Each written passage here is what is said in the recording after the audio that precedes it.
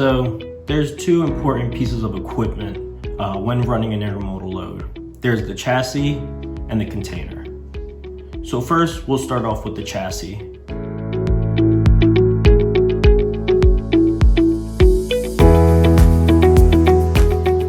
So we want to make sure, 1, the seals are intact, 2, there's no corrosion, and 3, make sure they're locked into the chassis.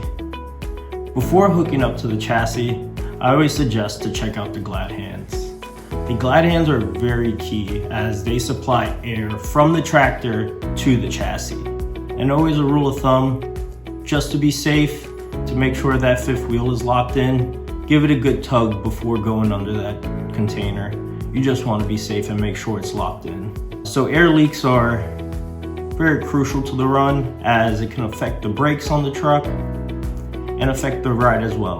We'll hook up the air lines and release the air. And you just want to make sure you listen closely as it can leak.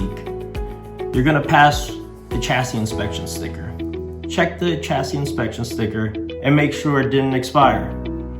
If it did expire, you may have to contact Roadability or get a chassis flip.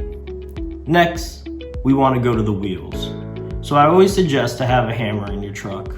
1, it's easier than kicking the tire to make sure it's not flat.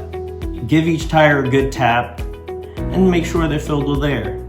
Also, while you're doing that, check the tread, as you don't want to pull a chassis with a ripped tire, a blowout, or the recap is peeling.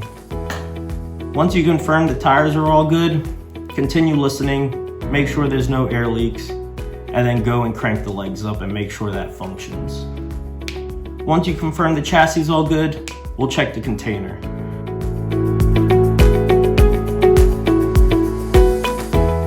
Now, most of our customers want food grade containers. So we want to make sure the container is not dirty, make sure there's no debris on the floor, broken pallets, etc. And also check for daylight. So if you are inspecting the trailer, hopefully in the morning, afternoon, it's easier to look for daylight and find any holes that could be in the container.